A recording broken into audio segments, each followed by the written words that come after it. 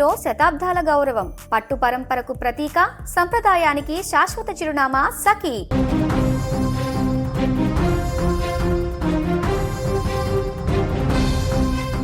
రెక్కాడితే కానీ డొక్కాడని కుటుంబం వారిది.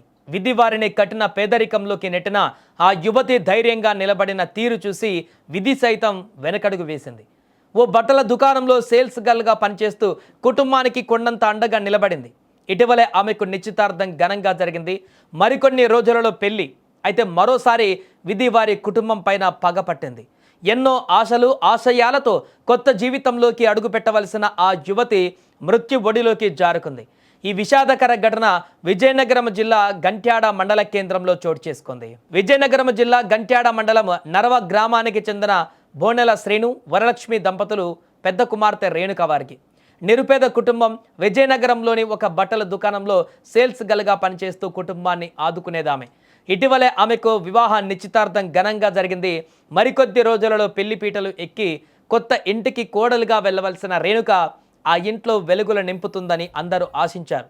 కానీ తానొకటి తలిస్తే దైవం మరొకటి తలిచినట్లు ముంచుకొచ్చిన మృత్యువు రేణుకను కబలించింది. షాపు ప్రచారం కోసం యాజమాన్యం సూచన మేరకు సిబ్బందితో కలిసి ఆటోలో బయలుదేరిన రేణుక సిరిపురం, మురపాక, పెద్దవేమిలి గ్రామాలలో కరపత్రాలు పంచుతూ ఉత్సాహంగా గడిపింది.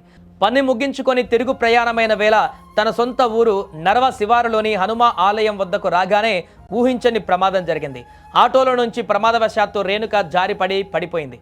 దురదృష్టవశాత్తు తలకు బలమైన గాయం కావడంతో ప్రాణాపాయ స్థితికి చేరుకుంది. తోటి సిబ్బంది హుటాహుటిన ఆసుపత్రికి తరలించే ప్రయత్నం చేసినప్పటికీ ఆసుపత్రికి చేరుకునే లోపే ఆమె కన్నుమూసింది. పెళ్లి పత్రికలు పంచి బంధువులను పిలవవలసిన సమయంలో కూతురి పార్థివ దేహాన్ని చూసి ఆ తల్లిదండ్రులు గుండె పగిలేలా విలపిస్తున్నారు.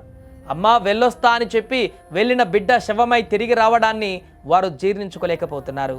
అటు పెళ్లి కొడుకు కుటుంబం కూడా ఈ వార్త విని దిగ్భ్రాంతికి లోనైంది. రేణుక అందరితో కలివిడిగా ఉండేదని, ఎప్పుడూ నవ్వుతూ కనిపించే ఆ అమ్మాయి ఇలా అకాల మరణంతో స్థానికులు కన్నీరు పెట్టుకుంటున్నారు. ప్రస్తుతం పోలీసులు కేసు నమోదు చేసి దర్యాప్తు చేస్తున్నారు. ఒక నిరుపేద కుటుంబంలో పెళ్లి సందడి ఉండవలసిన చోట చావు మేళం మోగింది. రేణుక పెళ్లి కోసం కొన్న పట్టు చీరలు, నగలిప్పుడు ఆ ఇంట్లో నిర్జీవంగా పడి ఉన్నాయి. కలకలలాడవలసిన ఇల్లు కన్నీటి సంద్రమైంది. నరవ గ్రామంలో ఎటు చూసినా రేణుక గురించిన చర్చలే. ఎంతో పద్ధతిగా ఉండే అమ్మాయి ఇలా అర్ధాంతరంగా వెళ్ళిపోతుందా అంటూ ఊరంతా కన్నీరు మున్నీరవుతున్నారు.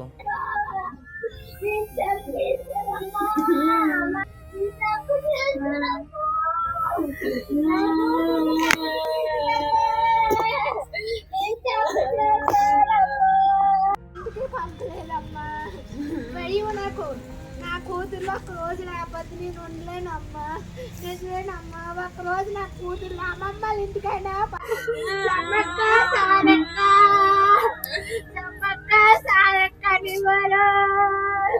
ఇప్పుడు అక్క దాయలేదు. సమ్మక్కని దేవుడు తీసుకెళ్ళిపోతా బతకలేవు. మీరు అలా కనిపిస్తే